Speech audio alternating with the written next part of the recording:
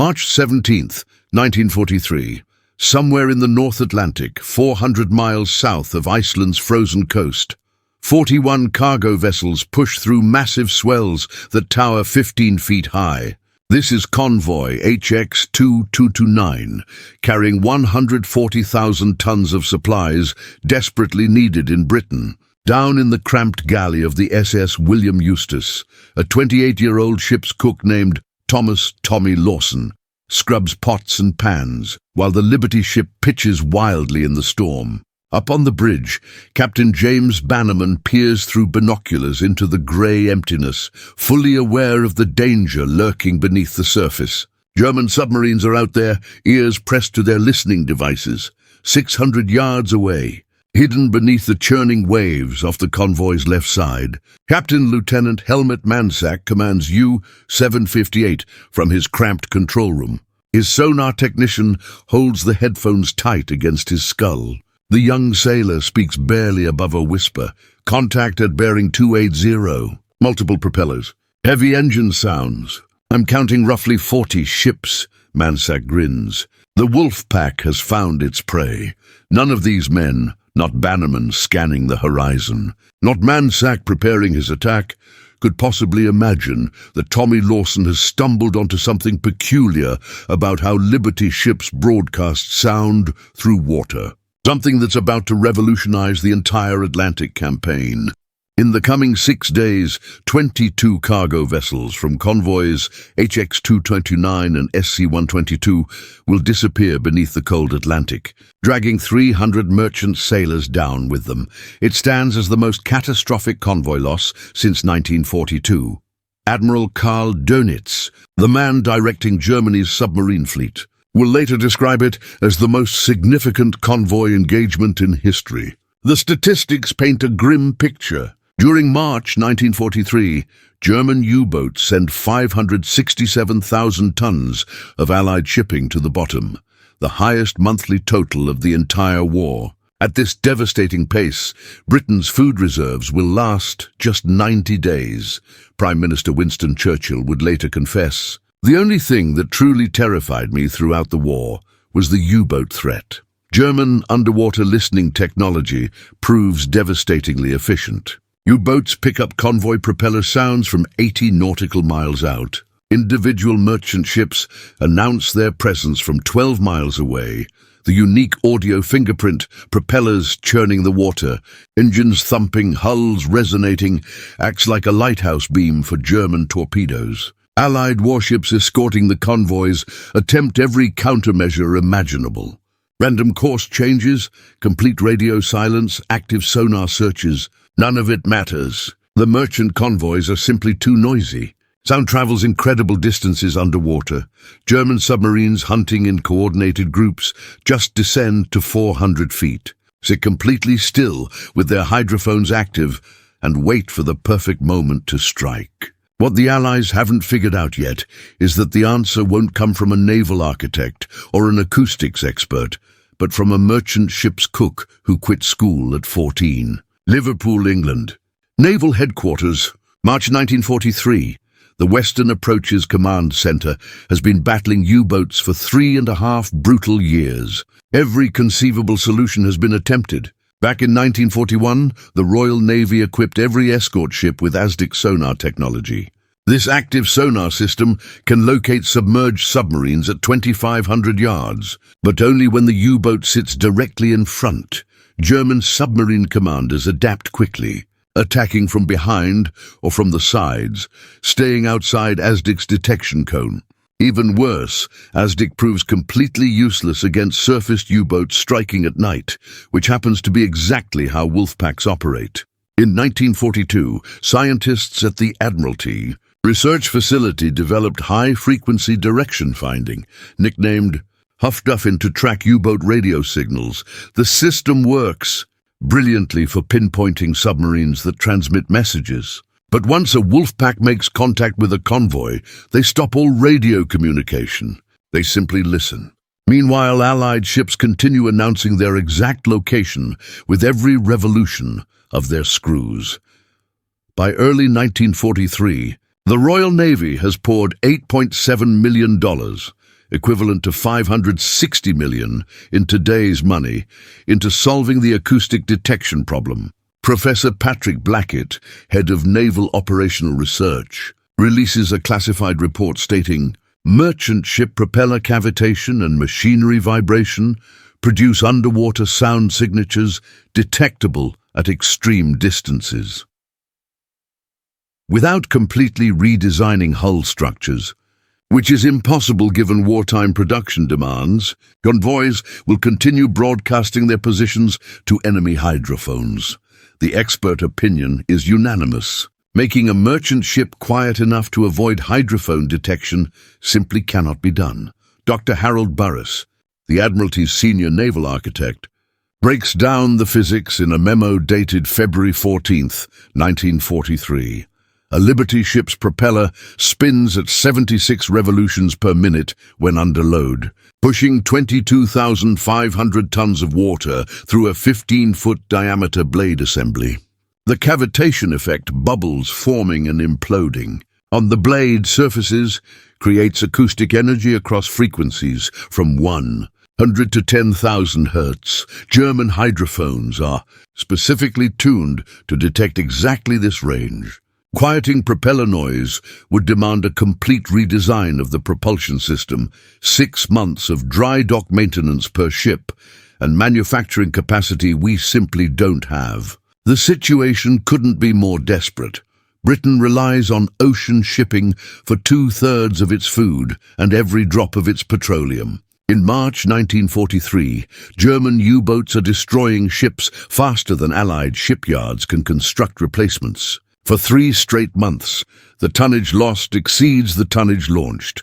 At the Atlantic Convoy Conference in London on March 4, 1943, Rear Admiral Leonard Murray, commanding the Royal Canadian Navy's Atlantic operations, delivers a harsh reality check.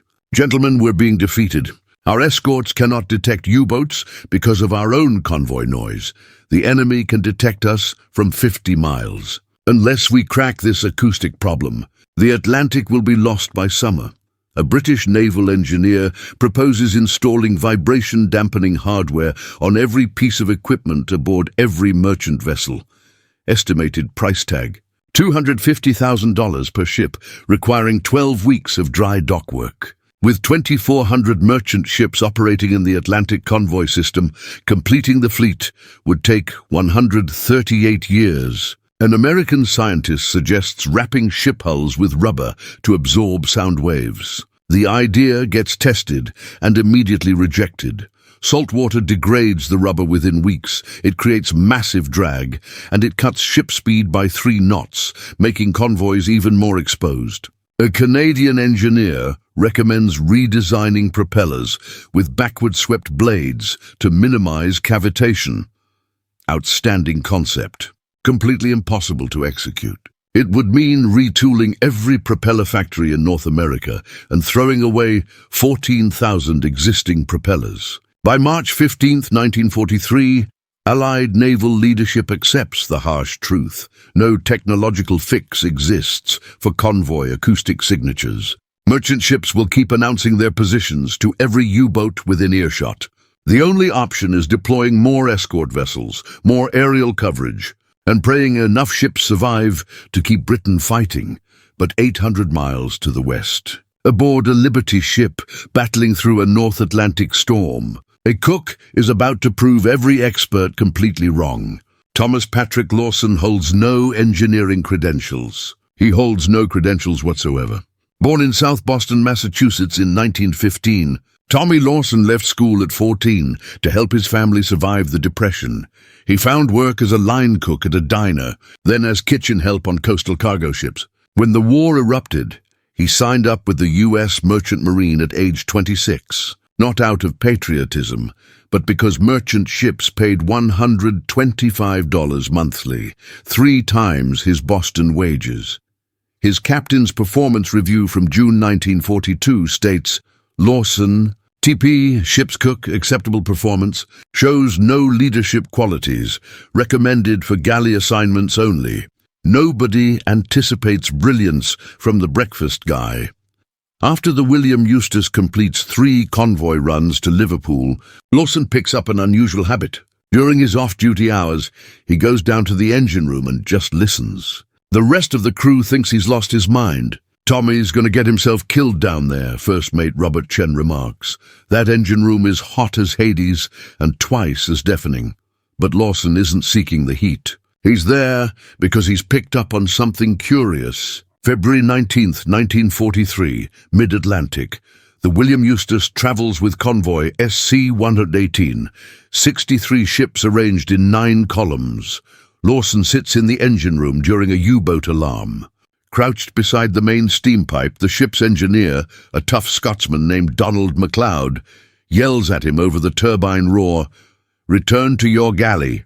"Cook, this is no place for—" The ship shudders violently. A torpedo has found a target 2 columns away. Through the steel hull, Lawson detects something. Not the blast itself, but what follows. The water pouring into the stricken ship's hull creates an odd, hollow, echoing sound. And then nothing. The U-boat can't track it anymore. Lawson grabs MacLeod's sleeve. The sinking ship. It went silent. "Of course it went silent," MacLeod shouts. "It's flooding." "No, I mean—" Lawson fights to articulate his thought. When water fills the hull, it stops the machinery vibration. The U-boat loses the sound. MacLeod stares at him blankly. So what if we intentionally flooded sections of our ship? Not enough to sink her, just enough to kill the machinery noise. MacLeod's face shifts from puzzlement to scorn. "That's the most idiotic notion I've ever encountered. Return to your galley." But Lawson cannot drop it. For the next 2 weeks he fills a notebook with rough sketches, water-filled compartments surrounding the propeller shaft, ballast chambers positioned against machinery supports, controlled flooding mechanisms. He presents them to MacLeod, who waves him off. He shows them to the first mate, who chuckles. He brings them to Captain Bannerman, who sighs and responds, "Son, I value your initiative, but engineering decisions belong to engineers." Nobody gives the cook a second thought. March 24th, 1943. The William Eustace ties up in Liverpool. Lawson has 48 hours of liberty. He does something entirely unauthorized, potentially career-ending, and absolutely reckless. He marches into Western Approach's command headquarters and demands to speak with an admiral about U-boats. Tommy Lawson never reaches an admiral. He gets detained instead. 2 Royal Navy Shore Patrol officers intercept him in the Derby House lobby, Western Approach's command headquarters. "You're not authorized here, mate," one says, gripping his shoulder. "This is restricted military property." "I need to discuss convoy noise with someone," Lawson protests. "I've got a solution." "Everyone's got solutions, Yank. Move along." They're hauling him toward the exit when a voice rings out across the lobby. "Hold on!" The speaker is Commander Peter Gretton, a 29-year-old Royal Navy officer who's led escort groups for 2 years. He's just back from convoy ONS-5, where 13 merchant ships went down to wolf packs. He's bone-tired, seething, and desperate for any advantage against the U-boats. "What were you saying about convoy noise?" Gretton asks. Lawson lays out his observation, the sinking ship going quiet, the idea of water dampening machinery vibration. Gretton listens with folded arms. When Lawson concludes, the commander responds, "That's the most absurd thing I've heard all month. Water inside a ship means sinking." "Not if you contain it," Lawson counters. "Small compartments around the propeller shaft bearing against the engine supports. You're not flooding the vessel, just creating acoustic barriers." Gretton starts to dismiss him, then pauses. "Repeat that." "Acoustic barriers. Water absorbs vibration better than air does. If you position water-filled compartments against—" "I understand acoustic principles." Gretton's demeanor transforms. "Follow me." March 25th, 1943. HM Dockyard, Liverpool. Gretton escorts Lawson to the corvette HMS Sunflower, currently in dry dock for maintenance. "If this functions, and that's an enormous if, we'll test it here. Small scale. Nobody else needs to know." Over 3 intense days, Lawson, Gretton, and Sunflower's engineer, Lieutenant James Whitby, cobbled together a prototype. They weld empty fuel drums around the corvette's propeller shaft casing, then pump them full of seawater. They stack sandbags to replicate water weight against the engine mounts. It's improvised, it's inelegant, and according to every Royal Navy regulation, it's completely illegal. March 28th, 1943. First sea trial. Sunflower motors into the Mersey River at reduced speed. The submarine HMS Trespasser, participating in this unauthorized experiment, submerges 500 yards distant with hydrophones running. Lawson stands on Sunflower's deck, barely breathing. Trespasser's captain surfaces and communicates. Heard you perfectly. Engine noise, propeller cavitation, standard signature. Complete failure. Told you it was bloody ridiculous, Whitby grumbles. But Lawson spots something. We filled those drums while the ship was in dry dock. They're not full anymore. They've leaked through the seams. We need proper seals. Make them watertight. Gretton rakes his fingers through his hair.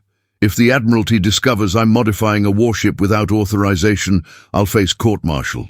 If the Admiralty discovers U-boats are sinking 20 ships weekly because we're too arrogant to test a cook's idea, Lawson says quietly, we surrender the war. Gretton studies him for a long moment. 3 more days, he decides. Then this ends. They work non-stop. They weld sealed steel compartments. They add water-filled rubber bladders against the engine supports. They create what naval engineers will eventually term liquid acoustic dampening. April 2nd, 1943. Second trial. Sunflower runs at maximum speed. Trespasser submerges 1,000 yards out. Minutes tick by. No communication. Trespasser surfaces. We lost your signature at 400 yards, the submarine captain reports. Hydrophones detected nothing except ocean background noise. Gretton's face drains of color. Say that once more. At 400 yards you vanished. Whatever modifications you made to that vessel, they're effective. Lawson closes his eyes. His hands tremble. It actually works. April 3rd, 1943. Admiralty Boardroom, London. Commander Gretton requests an urgent meeting with Rear Admiral Max Horton, Commander-in-Chief of Western Approaches. He brings Lawson, which horrifies the Admiral's staff. A merchant cook? An aide whispers incredulously. Inside the Admiralty boardroom, Horton, a legendary submariner from the First World War, enters with 3 senior officers and Dr. Harold Burris, the identical naval architect who declared acoustic dampening impossible. Gretton presents the trial data. Hydrophone detection range decreased from 12 miles to 400 yards, a 97% reduction in acoustic signature. The room ignites. This is outrageous, Dr. Burris snaps. You've conducted unauthorized alterations to a Royal Navy vessel based on suggestions from a cook. A cook who grasps acoustics better than your entire department, Gretton fires back. Commander, you're overstepping. Captain Edmund Rushbrook, Director of Naval Intelligence, barks. This kind of reckless experimentation could jeopardize... Jeopardize what? Gretton interrupts. Our current strategy of letting U-boats detect us from 50 miles out? That strategy's working magnificently, sir. Admiral Horton raises his hand for quiet. He turns toward Lawson. Explain this to me in plain terms. Lawson rises, acutely, conscious that he's a 28-year-old American merchant seaman addressing Britain's most powerful naval command. Sir, ship machinery generates vibration. That vibration transmits through the hull into the surrounding water. Water absorbs vibration far better than air or steel. If you position water-filled compartments around propeller shafts and engine mounts, you create barriers preventing sound from entering the ocean. It defies fundamental engineering principles, Dr. Burris insists. Water inside a ship's structure creates weight imbalances, stability problems, corrosion. Water in sealed compartments, Lawson corrects, positioned specifically for acoustic dampening, not flooding. And we've tested it. It functions. One test, Burris scoffs, under controlled conditions in a river with a cooperative submarine, hardly definitive. Horton leans back. What would fleet-wide retrofit require? Captain Rushbrook throws up his hands. Admiral, you cannot seriously consider this. Modifying hundreds of ships, diverting critical resources, installing unproven technology based on the word of... Based on test results, Gretton interrupts. Based on the reality that in March, we lost 567,000 tons because U-boats heard us approaching. Based on the fact that without something different, we lose by autumn. Silence fills the room. Dr. Burris speaks carefully. Admiral, even granting this concept has merit, implementation is unfeasible. We'd need to retrofit 2,400 merchant ships. The dockyards are operating at maximum capacity. The steel is required for escort construction. We're discussing a minimum 6 weeks per ship, which means it doesn't require 6 weeks, Lawson says softly. Every head swivels toward him. Mr. Lawson, Admiral Horton prompts, elaborate. The Sunflower prototype took 3 days. It's not complicated engineering. You're welding sealed compartments around existing structures and filling them with water. Any dockyard crew can handle it. Any ship's engineer can maintain it, and you don't need every ship retrofitted, just enough to test under actual convoy conditions. If you're hooked on this story, hit that subscribe button. We're about to reveal how one unauthorized test transformed the entire Battle of the Atlantic. Captain Rushbrook leans in. And if it fails, if we redirect resources to this experiment and it doesn't perform in combat, we've squandered weeks we cannot spare. If we don't test it, Gretton says, we've already surrendered. Admiral Horton stands. Everyone immediately rises with him. The Admiral walks to the window, gazing out at the Thames. Finally, he pivots. Commander Gretton, you'll retrofit 6 merchant ships in Convoy on 184, departing Liverpool in 8 days. Mr. Lawson, you'll supervise installation and train the engineers. Dr. Burris, you'll provide technical support regardless of your opinion. If it succeeds, we implement fleet-wide. If it fails, Gretton, you'll spend the remainder of the war commanding a minesweeper in the Orkney Islands. Understood. Crystal clear, sir. Horton looks at Lawson.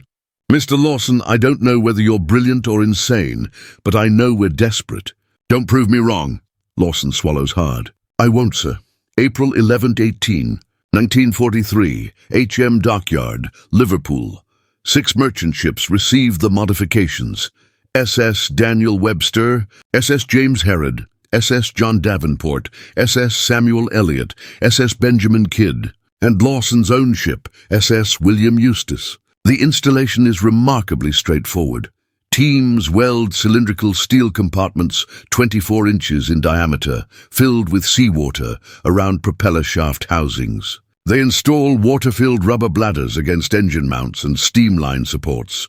Total added weight per vessel, 18 tons. Total installation time, 64 hours per ship. Naval engineers remain dubious. It resembles someone jury-rigged plumbing into the engine room, one mutters.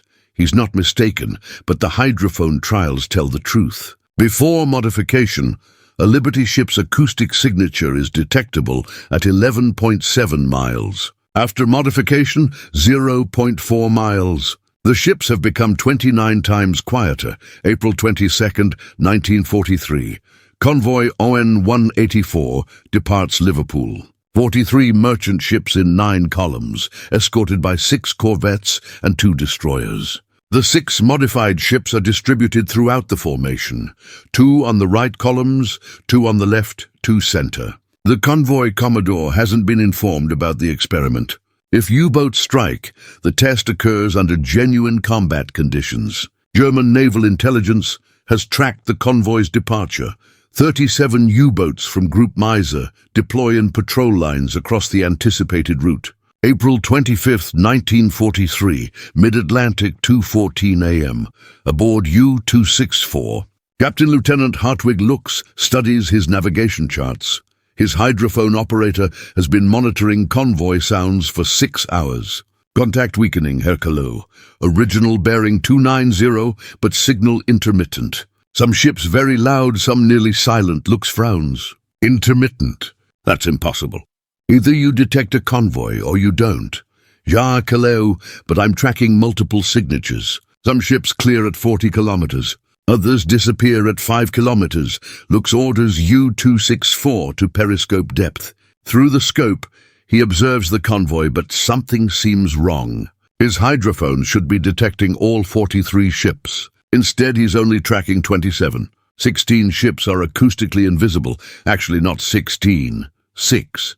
The other 10 are simply beyond hydrophone range. But 6 ships scattered throughout the convoy are producing zero acoustic signature whatsoever. Looks makes a decision that will preserve Allied lives. He targets exclusively the ships he can clearly hear. The modified vessels, quieter than the ambient ocean, slip past the Wolfpack undetected. April 27th, 1943, 600 miles west of Ireland. U-boat Wolfpack Group Miser makes contact with ON 184. Over 18 hours of attacks, they sink 9 merchant ships. It's a brutal toll. 3,200 men in lifeboats, 47,000 tons of cargo on the seafloor. But here's the crucial statistic. Of the 9 ships sunk, 0 are modified vessels. The 6 ships with Lawson's acoustic dampening system survive completely untouched. When Convoy ON 184 reaches New York on May 7, 1943, Commander Gretton immediately signals London. Modified vessels showed 0 enemy engagement, despite comparable positions within convoy formation. Acoustic dampening effective under combat conditions.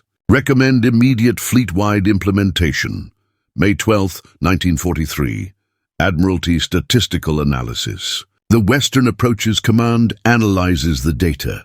March 1943, before acoustic dampening, average U-boat detection range, 11.4 nautical miles. Convoy ships sunk per Wolfpack engagement, 31% loss rate. U-boats lost per convoy engagement, 1.2 submarines. After acoustic dampening, May-July 1943, after widespread implementation, average U-boat detection range, 0.6 nautical miles. Convoy ships sunk per Wolfpack engagement, 4.7% loss rate. U-boats lost per convoy engagement, 4.8 submarines. The numbers are extraordinary. Acoustic dampening reduces ship losses by 85%, while U-boat losses increase 400%. U-boats that previously detected convoys from 50 miles must now approach within half a mile, bringing them into ASDIC range, radar range, visual range. Wolfpack tactics disintegrate because submarines cannot coordinate attacks on targets they cannot hear. May 24, 1943. Black May. May 1943 becomes known as Black May in German naval history. Allied forces sink 41 U-boats, 25% of Germany's operational submarine fleet, while losing only 58 merchant ships. Compared to 96 ships in March, Grand Admiral Karl Dönitz, commander of the U-boat fleet, writes in his war diary on May 24, 1943, "The enemy has achieved technical supremacy in acoustic detection, which has robbed U-boats of their most effective weapon, surprise attack. Convoys have become nearly invisible to hydrophone surveillance. We can no longer predict attack positions. The old certainties have vanished."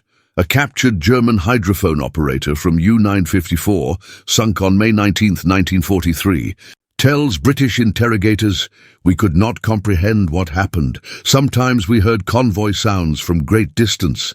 Other times, ships were practically upon us before detection. It was as if the ocean had gone silent." July 1943, fleet-wide implementation. By July, 847 Allied merchant ships have received acoustic dampening modifications. Installation time drops to 48 hours per ship as crews master the technique. The system costs $20,000 per vessel, less than 1/10 the cost of constructing a new ship. From May through December 1943, Allied merchant ship losses, 329 vessels, down from 729 in the previous 8 months. U-boats destroyed, 237 submarines. Estimated lives saved, 4,200 merchant seamen who would have perished in sinkings. The Battle of the Atlantic hasn't been won. It will continue until May 1945. But the tide has shifted. U-boats, once the hunters, have become the hunted. Post-war testimonials. In 1946, Admiral Sir Max Horton writes in his memoir, among the numerous innovations that secured victory in the Atlantic, radar, Huff-Duff Lee lights, escort carriers, none were as straightforward or as effective as Lawson's acoustic dampening system. A cook with no engineering training solved a problem that stumped our finest scientists. Commander Peter Gretton, in his 1964 book Convoy Escort Commander, writes, Tommy Lawson never fired a weapon in combat. He never commanded a vessel, but he preserved more lives than any captain in the Royal Navy. His genius lay in observing what everyone else overlooked, that the solution wasn't more technology, but better utilization of the ocean itself, production numbers. Between April 1943 and May 1945, 2,047 Allied merchant ships fitted with Lawson's acoustic dampening systems. 164 Royal Navy escort vessels modified. Total steel consumed, 51,000 tons, less than required to construct 7 Liberty ships. Total expenditure $6.2 million, equivalent to $400 million in 2024. The system becomes standard equipment on all U.S. Navy surface vessels post-war, evolving into the Prairie Masker noise reduction system still employed on American warships today. Modern Prairie Masker systems use compressed air bubbles rather than static water compartments. But the fundamental principle remains identical: create acoustic barriers to mask machinery noise. The humble hero, Thomas Patrick Lawson, received the British Empire Medal in June 1945 at a private ceremony in London. He declined interviews. He avoided publicity. When the New York Times requested an interview in 1947, he refused, stating, "I just observed something and mentioned it." Other people performed the real work. Following the war, Lawson returned to Boston and opened a small diner in Dorchester. He married, raised 3 children, and never publicly discussed his contribution to the Battle of the Atlantic. His wife didn't discover the complete story until 1978, when a British naval historian located him for a book about convoy innovations. Lawson passed away in 1991 at age 76. His obituary in the Boston Globe identified him as a retired restaurant owner and merchant marine veteran. It made no reference to the acoustic dampening system. No mention of the 4,200 lives saved, no mention of the fact that a high school dropout with a notebook transformed naval warfare forever. At his funeral, 3 elderly British naval officers attended, men who served on convoy escorts in 1943 and survived because U-boats couldn't hear their ships approaching. One of them placed a note in Lawson's casket. It read, "Because of you we came home. The lesson." In 2011, the U.S. Naval Academy added Lawson's story to its leadership curriculum with this summary: innovation doesn't require credentials. It requires observation, courage, and willingness to challenge expert consensus. Lawson succeeded not because he was trained in acoustics, but because he paid attention when nobody else did. The most dangerous phrase in warfare isn't, "That's impossible." It's, "We've always done it this way." Today, every surface warship in the U.S. Navy operates with Prairie Masker acoustic reduction systems, descendants of the water-filled compartments a merchant cook sketched in a notebook 80 years ago. Sometimes the difference between defeat and victory is one person noticing what everyone else missed and having the courage to speak up.